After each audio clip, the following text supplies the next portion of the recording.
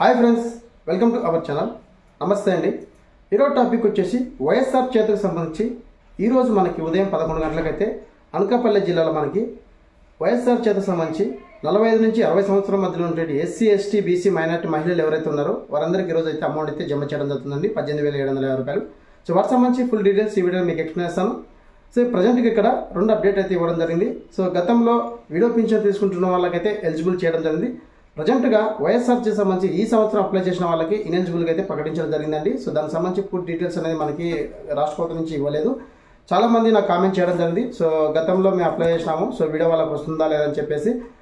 గత సంవత్సరం అప్లై చేసిన వాళ్ళు అలాగే ప్రతి ఒక్క లబ్ధిదారులు ఎవరైతే ఈకేవైసీ మీ వాలంటీర్ దగ్గర ఈకేవైసీ పూర్తి చేసుకున్న ప్రతి ఒక్కరికైతే ఈరోజు మనకి అమౌంట్ అయితే జమ చేయడం జరుగుతుందండి. అలాగే మీరు ఎలిజిబుల్ లిస్టు ఇన్ఎలిజిబుల్ లిస్టులో గత 4 వీక్ బ్యాక్ అయితే మనకు రావడం అయితే జరిగిందండి. సో అందులో ఎవరికైతే ఇనెలిజిబుల్ అని చెప్పేసి వచ్చి వాళ్ళు నిజంగా ఎలిజిబిలిటీ అయితే కన్నా వాళ్ళు గ్రివెన్స్లో అప్లై చేసుకుంటారు. సమ్ కారణాల చేత 60 బ్యాలెన్స్ సంబంధించి ఏదైనా గ్రివెన్స్లో అప్లై చేసుకుంటే అవి ఆ గ్రివెన్స్ అనేది ఓపెన్ కానీ క్లోజ్ కానీ క్లియర్ అయ్యి అటువంటివి కూడా మనకి ప్రజెంట్గా నిన్న మనకి 11 గంటలకైతే లిస్ట్ అనేది వైఎస్ఆర్ చేసే సంబంధించి ఎలిజిబుల్ లిస్టు ఇనెలిజిబుల్ లిస్ట్ అయితే ప్రొవైడ్ చేయడం జరిగింది. సో ఆ లిస్టు ఎలా చెక్ చేసుకోవాలి అని చెప్పేసి వీడియో మీకు ఎక్స్ప్లెయిన్ చేస్తాను. సో ప్రజెంట్గా ఈ లిస్టు మన గ్రామ వార్డు సచివాలయంలో ఉన్నటువంటి వెల్ఫేర్ అసిస్టెంట్ సార్ గారు మేడం గారు ఎవరైతే ఉన్నారో వారికి ఎన్బిఎం పోర్టల్లో తెలుసుకోవచ్చండి. సో మీరు మీకు సంబంధించి సచివాలయం దగ్గరికి వెళ్ళి మీరు ఒకసారి అయితే మీ నేమ్ ఉందో చెక్ చేసుకోండి. సో నేమ్ ఉన్న ప్రతి ఒక్కరికైతే ఈ రోజు 18,750 రూపాయలు అయితే అనకాపల్లి జిల్లాలో మనకి శ్రీ జగన్మోహన్ రెడ్డి సార్ అయితే మనకి లాంచ్ చేయడం జరుగుతుంది. సో ఇప్పుడు ఆ ప్రాసెస్ ఎలా చెక్ చేయాలి, ఏం కారణం చేత ఎవరికి ఏమేమి వచ్చాయని చెప్పేసి అంటున్నారు. సో ఎలా చెక్ చేసుకోవాలని చెప్పేసి ఇప్పుడు మీకు ఈ వీడియోలో మీకు ఎక్స్ప్లెయిన్ చేస్తాను. మన గ్రామ వార్డు సచివాలయం సంబంధించి ఎవరైతే వెల్ఫేర్ అసిస్టెంట్ సార్ కానీ మేడం గారు ఉన్నారు వారి యొక్క లాగిన్ అయితే ఓపెన్ చేస్తున్నానండి. సో అఫీషియల్గా ఇది ఎవరు చెక్ చేసుకోవడానికి లేదు. సో నేను వారి యొక్క పర్మిషన్ ద్వారా నేను లాగిన్ అయ్యి నేను చెక్ చేసి మీకు చూపిస్తున్నాను ఈ విధంగా ఉంటుంది అని చెప్పేసి. ఇక్కడ మనకి రిపోర్ట్ మోడల్ అని చెప్పేసి క్లిక్ చేసిన వెంటనే ఎన్బిఎం రిపోర్ట్ అని చెప్పేసి ఉంటుంది. సో ఆప్షన్ మీద ట్యాప్ చేసిన వెంటనే ఇక్కడ మనకి ఎన్బిఎం ట్యాప్ చేసిన వెంటనే ఇక్కడ మనకు వచ్చేసరికి సో ఇక్కడ ఏదైతే మనం ఎన్బిఎం రిపోర్ట్ అని క్లిక్ చేసామో ఇక్కడ సెలెక్ట్ ఇయర్ అని చెప్పేసి అవుతుంది. ఇక్కడ మనకి 2023-24 అని చెప్పి సెలెక్ట్ చేసుకోవాలి.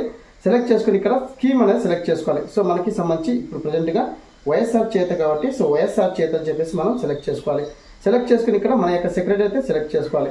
సెలెక్ట్ చేసుకుని ఇక్కడ మనకి ఫైనల్ ఎలిజిబుల్ రిపోర్ట్ అని చెప్పేసి ఉంది కదా. సో ఫైనల్ ఎలిజిబుల్ లిస్ట్ మీద అలాగే ఫైనల్ ఇనెలిజిబుల్ లిస్ట్ మీద క్లిక్ చేయండి.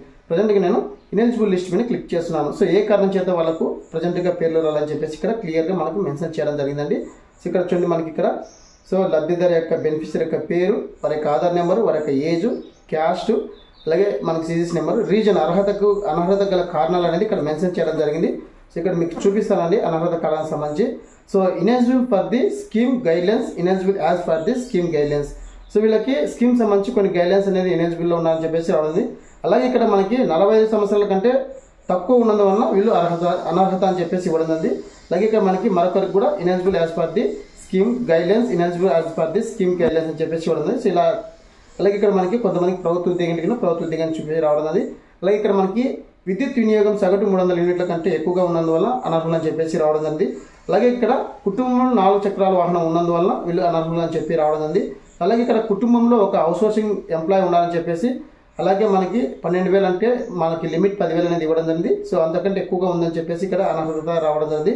అలాగే ఇక్కడ వయసు అనేది మనకి 45 నుంచి 60 సంవత్సరాల లోపల ఉంటే ఎస్టీ ఎస్సీ బీసీ మహిళలకు మాత్రమే ఈ వైఎస్ఆర్ చేత అనేది వర్తిస్తుంది కాబట్టి ఇక్కడ 60 సంవత్సరాలు పూర్తయింది కాబట్టి ఎక్కువగా ఉన్నాయి కాబట్టి అనర్హులు అని చెప్పేసి రావడం జరిగింది.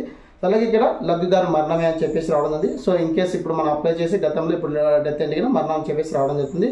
సో అలాగే ఇక్కడ మనకి చాలా కారణాలు అయితే ఈ విధంగా అయితే రావడం జరిగింది. సో ఈ విధంగా వచ్చిన వాళ్ళు నిజంగా మీరు ఎలిజిబిలిటీ ఉంటే కన్నా సో ఎలక్ట్రిసిటీ బిల్లు కానీ సో అవుట్సోర్సింగ్ సంబంధించి కానీ 4 చక్రాల వాహనం సంబంధించి కానీ మీరు గతంలో ఏమైనా వచ్చినటువంటి లిస్టులో మీరు ఇనెలిజిబుల్ అని చెప్పేసి వచ్చిన వాళ్ళు ఎవరైతే ఉన్నారో గ్రీవెన్స్లో పెట్టుకొని మళ్ళీ అప్లై చేసుకునే కన్నా వాళ్ళ పేర్లు కూడా రావడం జరిగింది. ఇప్పుడు ప్రజెంట్గా ఇప్పుడు మనం లిస్ట్ అయితే మనం ఇప్పుడు మరొకసారి ఫైనల్ లిస్ట్ అయితే చెక్ చేద్దాం. సో నేను ఫైనల్ ఎలిజిబుల్ లిస్ట్ మీద క్లిక్ చేస్తున్నాను అండి.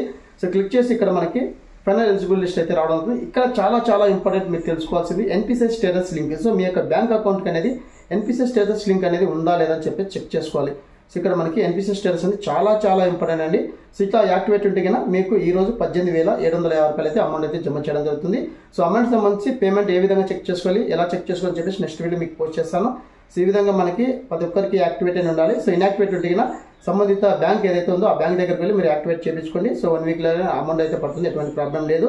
సో నేను చాలా వీడియోలో చెప్పడం జరిగిందండి. రాష్ట్ర ప్రభుత్వం అందించిన వివిధ సంక్షేమ పథకాలు ఏవైతే ఉన్నాయో నవరత్నాల్లో భాగంగా వాటికి సంబంధించి మీ యొక్క డేటా అనేది, మీ యొక్క బ్యాంక్ డీటెయిల్స్ అనేది ఎన్పిసిఐ స్టేటస్ లింక్ అనేది కంపల్సరీగా ఉండాలని చెప్పేసి చాలా వీడియోలో చెప్పడం జరిగింది. సో ఈ విధంగా అయితే మనకి యాక్టివేటెడ్ ఉంటే కన్నా ఎటువంటి ప్రాబ్లం లేదు. సో ఈ విధంగా అయితే మనకు ఫైనల్ లిస్ట్ అయితే రావడం జరిగింది. ఒకసారి మీ సచివాలయం దగ్గరికి వెళ్ళి ఒకసారి చెక్ చేసుకోండి. సో ఇది ఫ్రెండ్స్ వీడియో అప్డేట్. వీడియో నచ్చితే లైక్ చేయండి, షేర్ చేయండి, సబ్స్క్రైబ్ చేసుకుని మర్చిపోకండి. Thank you for watching. Thank you so much. జై హింద్.